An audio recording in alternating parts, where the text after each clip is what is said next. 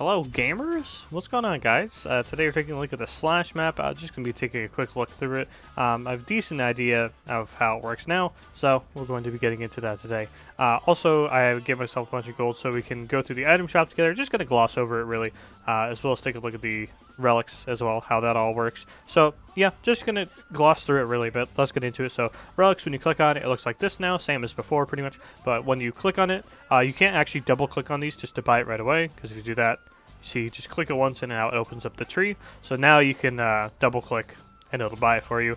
And then of course, naturally, it's like an item tree.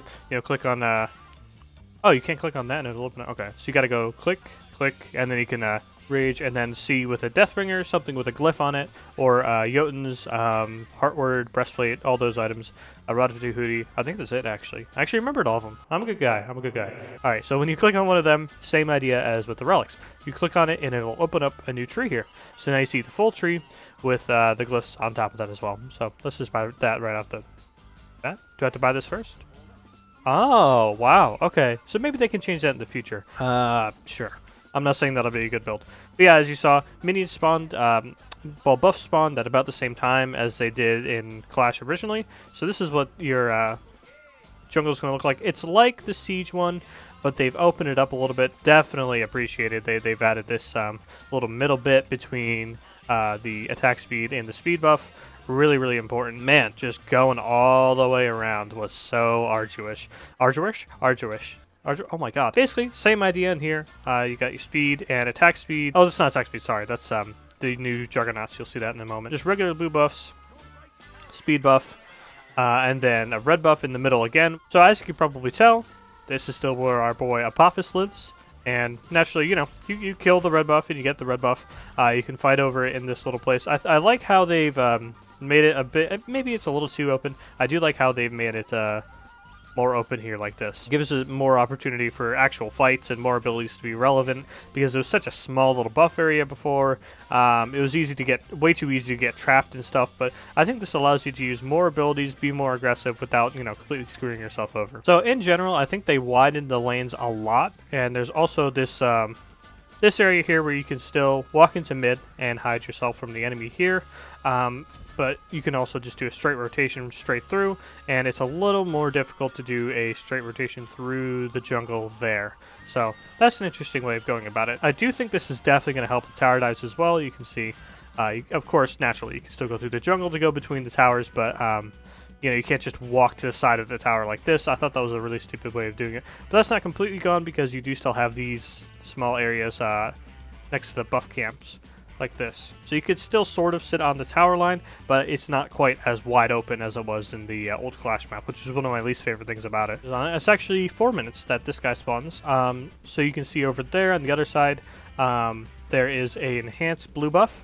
And then over here, we have the Juggernauts. These are the new Juggernauts. They're called Slash Juggernauts. You'll see when I kill this guy. And they're definitely a little weak, but their minion counterparts are actually weak as well. So this is how it works.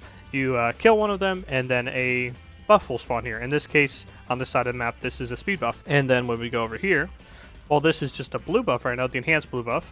Once we kill it, next time it spawns, it will be a Juggernaut like that. So they're like rotating like that. So this one starts as a Juggernaut, and then goes to a speed, and then back to a Juggernaut. And then this one starts as a blue buff, then to Juggernaut, then back to blue.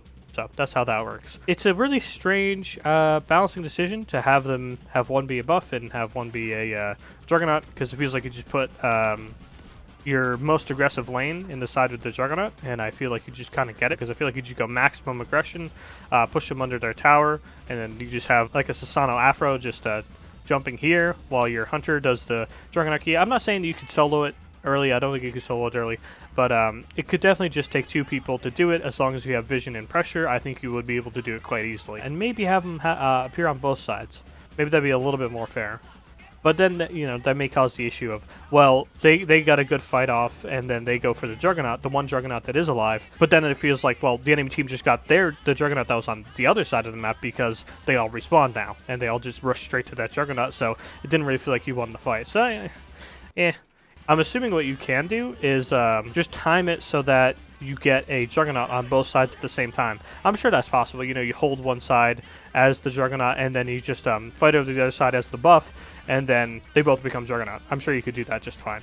So, as you can see now, this furry character here is spawning out a enhanced speed buff for us. So, yeah, after you kill the Juggernaut, enhanced buff. And as you can see over there on the other side of the map, we now have a Juggernaut on this side. So, cool, right?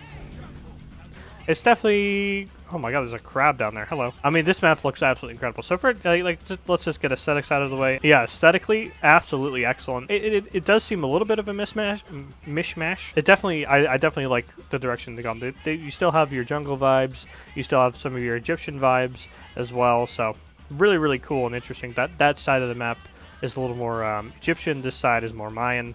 Because there's like pyramids and stuff over there. We'll get there when we get there. So this at 10 minutes is a Juggernaut in the back here. And they keep on respawning back here. It's just your own persistent Juggernaut that you can do in your own jungle. But as I mentioned, the Juggernauts aren't quite as strong as they were in Siege. But they also want you to... They want to... Oh, yeah, and your screen turns red when Apophis spawns. So you can just keep on getting Juggernauts. I know they want to try and prevent turtling, but one of the reasons there was turtling was that aggression was just king, right? Like whoever's most aggressive wins, basically. Like you get the lead and you snowball the shit out of the game, and the enemy team basically has to turtle and just wait it out. So that was one of the issues with Clash. So Juggernaut, the Juggernauts, especially the wealth of Juggernauts that are on the map, because you can invade the enemy Juggernaut as well, right? So you could just do that. So you have your own, this one, and this one. So there's 4 Juggernauts potentially on the map. I mean, you probably a maximum of 3, but regardless, you still have 3 Juggernauts which are going up to separate lanes. So it's really hard to try and defend if the game starts getting out of control, and if people are really starting to learn this new Clash game mode. Of course, part of preventing that was the idea of having one be a buff and one be a Juggernaut, was to try and prevent that. But as I mentioned, I think you could, if you're a really sweaty Clash player, you could probably just try and stack them. But Apophis buff is exactly the same as it was before. Gives you that little power boost and gives you the tick on all of your damaging abilities, and gives you a little bit of that Fire Giant-esque regen here. So you can see this side's a little bit more Egyptian.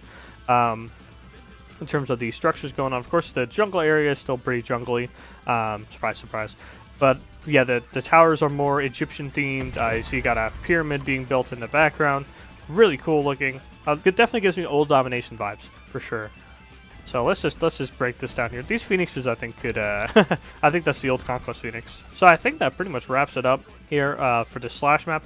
A really interesting idea. Really, I definitely dig the aesthetic design.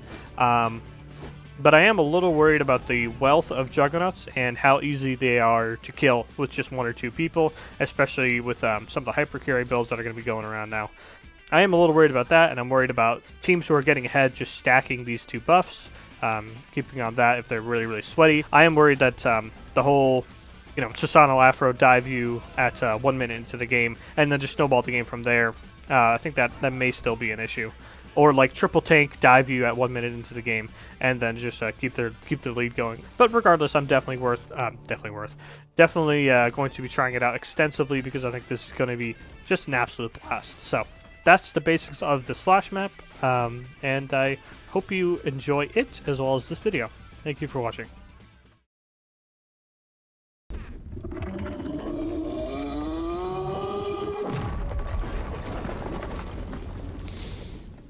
Why do you moan like that?